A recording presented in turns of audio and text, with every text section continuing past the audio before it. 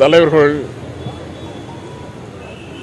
தலைமை தேர்தல் கமிஷன்களை பார்த்து இன்றைக்கு நடைபெற்ற தேர்தலில் நடந்த ஒழுங்கீனங்களை பற்றி பல்வேறு குறைகளை எடுத்துச் சொல்லியிருக்கிறோம். பொதுவாக ஏப்ரல் மாதம் கொடுத்த பல்வேறு குற்றச்சாட்டுகள், ஆளுங்கட்சி நடைமுறையிலே தேர்தலில் நடைபெற்ற பல்வேறு ஒழுங்கீனங்களை பற்றி தொடர்ந்து கடிதங்கள் அனுப்பியும் தேர்தல் கமிஷனுக்கு அனுப்பியும் அவர்களுக்கு முறைப்படி அவர்கள் அதை ஆய்ந்து அறிந்து அதற்குரிய நடவடிக்கை எடுக்கவில்லை என்பதை பற்றி குறிப்பிட்டோம்.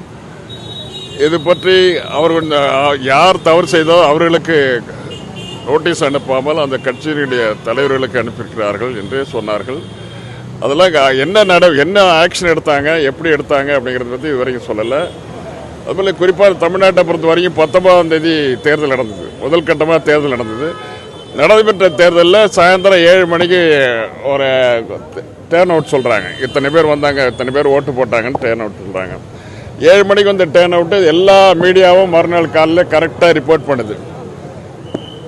ஒரு தொகுதியில் 69.79% சொன்னால் மறுநாள் காலையில் அது 60.21% என்று வந்திருக்கிறது.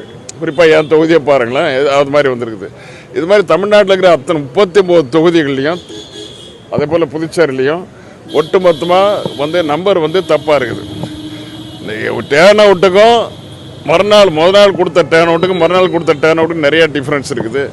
இதுக்கு என்ன காரணம், ஏன் இது மாதிரி வந்திருக்குது அப்படின்னா, அப்போது அவங்க 17C கொடுக்குறாங்க. 17C சரியாகவே கொடுக்கல, சரியாக முறைப்படி ஃபில்லப் பண்ணி கொடுக்கல. அதுக்கு எதுக்கு டேலி பண்ணி பார்த்தாலும் டேலி ஆகலை. இப்போ எலெக்ஷன் கமிஷன் மேலேயே ஒரு சந்தேகம் வர்ற அளவுக்கு ஆகிப்போச்சு. இந்த மாதிரி தொடர்ந்து அது மட்டும் இல்லை, 19ஆம் தேதி கொடுத்த தேர்தல் முடிஞ்சது முதல் தேர்தல். அது 30 அதுக்கும் 26ஆம் தேதி நடந்த தேர்தலுக்கு சேர்த்து 30ஆம் தேதி தான் தேர்தல் கமிஷன் பதில் சொல்லுது. தேர்தல் கமிஷன் பதில் சொல்லும்போது அதுலேயும் டிஃபரன்ஸ் இருக்குது. ஸோ இதனால் நிறைய குற்றச்சாட்டுகள் தேர்தல் கமிஷன் சொன்னோம். அவர் ஒட்டுமொத்தமாக ஒரு பதிலை சொல்லிட்டார். இது மாதிரி நாங்கள் வேணும்னு செய்கிறதில்ல, இதெல்லாம் இன்டெகிரிட்டி அது இது எல்லாம் நாங்கள் பொறுப்போட தான் செய்கிறோம் அப்படின்னு பொதுவில் ஒரு பதில் சொல்லியிருக்காங்க. அவ்வளோதான்.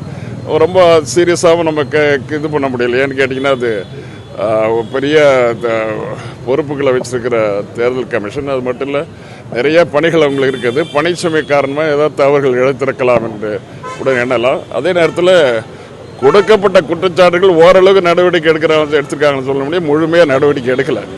நடவடிக்கை எடுக்காததுக்கு இன்னும் அவங்க பொறுப்பேற்க தான் வேணும்.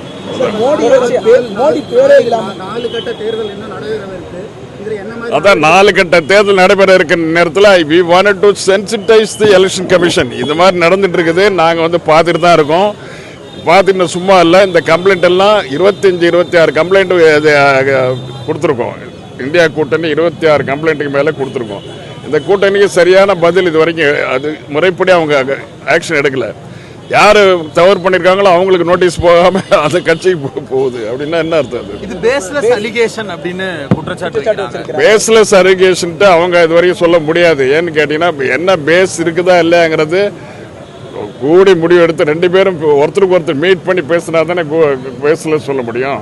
ஒருத்தர் தனிப்பட்ட முறையில் பேஸ்லெஸ் சொன்னால் எப்படி இருக்கு? நீங்கள் என்ன மேலே குற்றச்சாட்டு சொன்னீங்கன்னா பேஸ்லெஸ்ன்னு ஒருத்தர் சொன்னால் போதுமா? 2 பேரும் டிஸ்கஸ் பண்ணி அதுக்கு பிறகு பேஸ்லெஸ் சொல்லணும். தேர்தல் ஆணையம் ஒருதலை பட்சமாக செயல்படுதுன்னு சொல்லலாமா சார்? தேர்தல் ஆணையம் சரியாக நடைபெறலன்னா நடத்தலைன்னு சொல்லணும். ஒருதலை மோடியோட பேரே குறிப்பிடாம விளக்கம் கேட்டு எழுதியிருக்கிறாங்க. இதை எப்படி புரிஞ்சுக்கிறது சார்? மோடியினுடைய பெயர் இல்லை, மோடியினுடைய பெயர். அது யார் மோடி பேரில் நாங்கள் குற்றச்சாட்டு சொல்கிறோம். மோடி பேரில் குற்றச்சாட்டு மோடிக்கு நோட்டீஸ் அனுப்பாம அந்த கட்சிக்கு அனுப்பிச்சு என்ன அர்த்தம்? இது ஒருதலை பட்சமாக நடைபெறுவது போல தானே இருக்கு சார். ஒருதலை பட்சமாக நடைபெறக்கூடாதுங்கிறது தான் எங்களுடைய கோரிக்கை. ஒருதலை பட்சம் நடைபெறுமோங்கிற எண்ணத்துக்கு கொண்டு போயிடாதீங்க. இன்னும் 3-4 இடத்துல 3-4 ஃபேஸ் தேர்தல் நடக்க வேண்டியிருக்குது. அதில் எந்த தவறு நடக்கக்கூடாதுன்னு எங்களை போரான் பண்ணுறதா எங்களுடைய நோக்கம். இதில் ஆல்ரெடி நடந்து போன குற்றச்சாட்டு இப்போ நடந்து போன இதில் இப்போ irreversible-ஆக போயிடுச்சு. நடைபெற்ற தேர்தலில் எடுக்கிற வரப்போகிற முடிவுகள் irreversible-ஆக போயிடுது. இனிமேல் அது புதுசாக நடத்த முடியாது. ஆனால் நடக்க போகிற தேர்தல் ஒழுங்காக நடக்கணும் தான் எங்களோட கோரிக்கை. வாக்காளர் பட்டியல் சீரியஸான விஷயம். நீங்கள் ஒரு தொகுதி வாரியாக மொத்த வாக்காளர்கள் எண்ணிக்கை சரியாக கொடுக்கப்பட்டதா உங்கள் வேட்பாளர் முறையில்?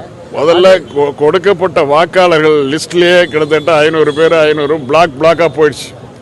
அது மட்டும் இல்லை, அவங்க கடைசி நேரத்தில் கொடுத்த பூத் ஸ்லிப் இருக்குல்ல, பூத் ஸ்லிப்பு யாரும் சரியாக பல இடங்களில் கொடுத்தாங்களா இல்லையாங்கிறது எலெக்ஷன் கமிஷன் சரியாக கவனிக்கல. பூசலிப்பு பல இடங்களில் அவங்க கொடுக்க வேண்டிய பொறுப்பு அவங்களுடையது. சரியாக கொடுத்தாங்களா இல்லையாங்கிறது பார்க்க வேண்டிய பொறுப்பு அவங்களுடையது. அவங்க சரியாக கவனிக்கல. மோடி வந்து கார்கே கொடுத்த அந்த அனைத்து இந்தியா கட்சிகளுக்கும் ஒரு கடிதம் எழுதினார். அதை பேஸ் பண்ணி இன்னைக்கு தேர்தல் ஆணையம் ஒரு ப்ரெஸ் ரிலீஸ் கொடுத்துருக்காங்க. அதில் நியாயமற்ற குற்றச்சாட்டுன்னு சொல்கிறாங்க. நியாயமற்ற குற்றச்சாட்டுகள் இல்லைங்கிறது தான் எங்களுடைய கோரிக்கை. அவங்க அங்கேயே சொல்லிட்டோம். நீங்கள் கடைசி நேரத்தில் நாங்கள் போய் உட்கார்ந்த பிறகு அந்த பதில் வருது. நாங்கள் போய் 5 மணிக்கு கூட்டம் 4:45 அவங்க கொடுக்குறாங்க. அந்த இதெல்லாம் ரெஸ்பான்ஸ் இப்போ வரைக்கும் இவ்வளோ கொடுத்துருக்காங்க.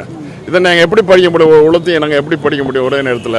ஒரே நேரத்தில் படித்து அவங்கள கேள்வி கேட்க முடியாத அளவுக்கு பண்ணிட்டாங்க. No problem. ஆக்சுவலாக இப்போ இந்த எங்களுடைய நோக்கம் இதை உடனடியாக ஆக்ஷன் எடுத்து இது உடனடியாக இந்த இப்போ நடைபெற்ற தேர்தலெலாம் உடனே அது போஸ்ட்மார்ட்டம் பண்ணி முடிஞ்சணும்னு இல்லை. அதுக்கு தேவைப்பட்டால் கோர்ட்டுக்கு தான் நாங்கள் போகணும். ஆனால் நடைபெற வேண்டிய நடைபெறக்கூடிய தேர்தலில் எந்த தவறுகளும் இனிமேல் நடந்துடக்கூடாது அப்படிங்கிறது தான் போர்வான் பட்டத்துக்கு தான் நாங்கள் போகணும். சார், உங்களுடைய தேர்தல் அனுபவம் ரொம்ப பெருசு. இதுக்கு முன்னாடி வந்த தேர்தல் முடிவுகளின் போது எண்ணிக்கை வாக்கு சதவீதம் அல்லது எண்ணிக்கையில் இவ்வளவு டிஸ்கிரிபன்சி இருந்தது உண்டு? வந்ததே கிடையாது. 7-8 தடவை தேர்தல் இருக்கு. இது வரைக்கும் சாயந்தரம் 6-7 மணிக்கு என்ன கொடுக்குறாங்களோ அது மறுநாள் காலையில் பேப்பர்லாம் எல்லாம் நியூஸ் மீடியாவில் போடுவீங்க. ஒரு சின்ன 0.5% கூட டிஃபரன்ஸ் இருக்காது. கரெக்டாக 17 ஃபைனல். That is final. அதுதான் ஒரு டாக்குமெண்ட். எங்களுக்கு கொடுக்குற டாக்குமெண்ட் அதுதான். பூத்தில் கொடுக்குற டாக்குமெண்ட் எங்களோட அபிஷியல் டாக்குமெண்ட், எலெக்ஷன் கமிஷனுடைய டைரக்ட் டாக்குமெண்ட். அது யாரும் ஒன்றும் பண்ண முடியாது. அப்போ வராத ஹியூமன் எரர் இப்போ எப்படி வருது சார்? வந்து முறை பயன்படுத்தப்பட்ட போது கூட இந்த வாக்குச்சீட்டு முறைங்கிறதுல இந்த டிஜிட்டலைஸ்னு சொல்றாங்க. எல்லாமே இவங்க டிஜிட்டலைஸ் பண்றதுனால ஒன்றும் தப்புன்னு சொல்ல முடியாது. ஓரளவுக்கு அதுக்கு சரியாக தான் இருக்கும். அதனால டிஜிட்டலைஸ் பண்ணி தான்